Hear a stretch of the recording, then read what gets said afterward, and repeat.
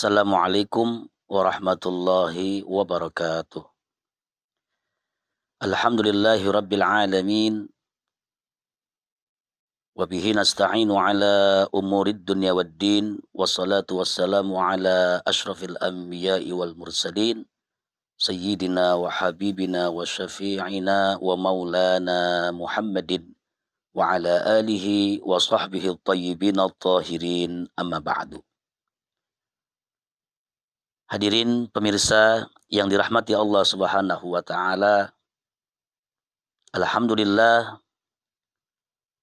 tiba kita masuk di bulan Rabiul Awal, dan baru saja kemarin di tanggal 12 Rabiul Awal kita merayakan lahirnya manusia yang mulia, baginda Rasulullah sallallahu alaihi wasallam.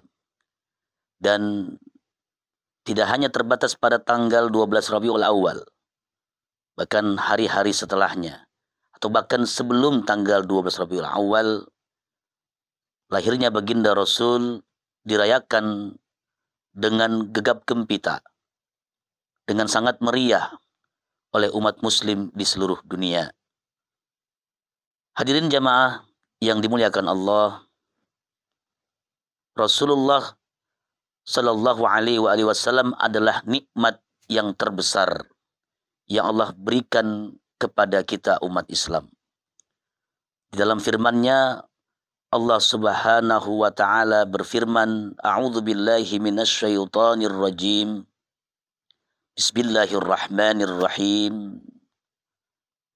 Laqad manallahu 'alal mu'minina idh ba'atsa fihim rasulan min anfusihim yatlu 'alaihim ayatihi wa yuzakkihim wa yu'allimuhumul kitaba wal hikmah wa in kanu min qablu lafi dhalalin mubin.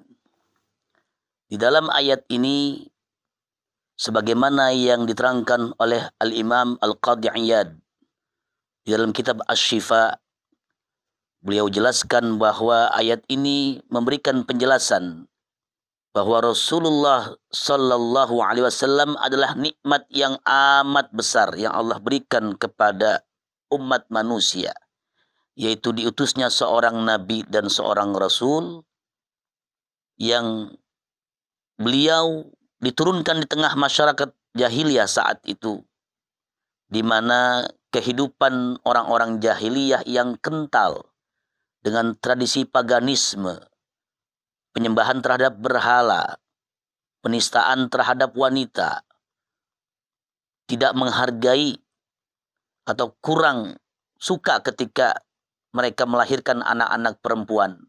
Kemudian ketika Allah utus seorang nabi dari kaum mereka sendiri, perubahan yang sangat signifikan terjadi, yaitu kemudian masyarakat Islam terbentuk, di mana Rasulullah menjunjung tinggi nilai-nilai kemanusiaan.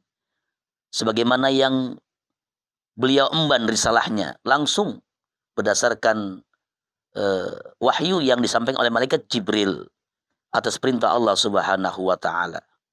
Selanjutnya, Rasulullah SAW bukan hanya sebagai seorang pemuka agama, pengemban risalah, penyampai tabligh, menyampaikan apa yang telah Allah perintahkan kepada beliau, kepada umat manusia. Rasulullah juga adalah yang sangat pandai di dalam hal yang berkaitan dengan ilmu ekonomi, di dalam berdagang, di dalam bersosialisasi dengan masyarakat. Bahkan sejarah mencatat, dan ini jangan lupa, tidak hanya orang-orang Islam saja yang mencatat sejarah luar biasa atas kepemimpinan seorang Muhammad SAW, di mana beliau juga adalah seorang pemimpin negara. Ini dicatat bahkan oleh seorang orientalis yang sangat terkenal bukunya. Bisa kita baca sampai dengan sekarang, yaitu William Montgomery Watt. Dia menulis ada satu buku judulnya Muhammad at Mekah, Muhammad di Mekah. Lalu beliau juga menulis satu buku lagi, Muhammad at Medina, Muhammad di Madinah, yaitu bagaimana perjalanan dakwah Rasulullah SAW pasca beliau hijrah dari Mekah ke Madinah. Kemudian dia tutup lagi bukunya dengan satu buku yang lebih ringkas, Muhammad the Prophet and the Statesman, di mana dijelaskan bahwa Nabi Muhammad bukan hanya seorang nabi, the prophet, tapi juga seorang pemimpin negara. Ini terbukti dengan adanya Piagam Madinah, yaitu suatu konsensus, kesepakatan yang dibangun oleh Rasulullah dengan para sahabat, dengan orang-orang non-muslim, dari kalangan ahlul kitab, agar supaya tata sosial, tatanan kehidupan masyarakat berjalan dengan lancar dan baik, tanpa harus ada peperangan atau kekerasan. Menjunjung tinggi nilai-nilai kemanusiaan. Ini adalah hal yang sangat tepat untuk kita laksanakan di tengah masyarakat kita yang sangat plural. Masyarakat Indonesia adalah masyarakat yang sangat plural, baik dari sisi agama, suku, bahasa, dan lain sebagainya. Maka di tengah pluralitas ini, risalah yang dibawa Rasulullah SAW sekian abad yang lalu, yang waktunya sudah sebegitu lama, tetap relevan untuk kita praktikkan, kita aplikasikan dalam kehidupan kita sehari-hari. Hadirin jamaah yang dimuliakan Allah, terakhir dalam kultum yang singkat ini, Al-Fakir berpesan untuk senantiasa kita menggali kembali nilai-nilai akhlak Rasulullah Sallallahu Alaihi Wasallam untuk kemudian kita teladani, agar supaya kita betul-betul menjadikan Rasulullah sebagai uswah hasanah, sebagaimana yang Allah firmankan, laqad kana lakum fi Rasulillahi uswatun hasanah, bahwa Nabi baginda Rasulullah Sallallahu Alaihi Wasallam adalah contoh yang terbaik, seorang idola yang harus kita ikuti kehidupan beliau, sunnah-sunnah beliau, baik qaulan au fi'lan au takriran, baik secara perkataan, perbuatan, dan ketetapan beliau, agar supaya risalah yang beliau sampaikan kepada kita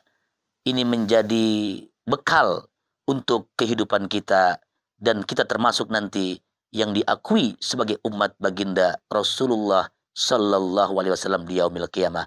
Amin ya rabbal alamin. Demikian yang bisa saya sampaikan, lebih kurangnya mohon maaf. Wallahul muwaffiq ila aqwamit thoriq.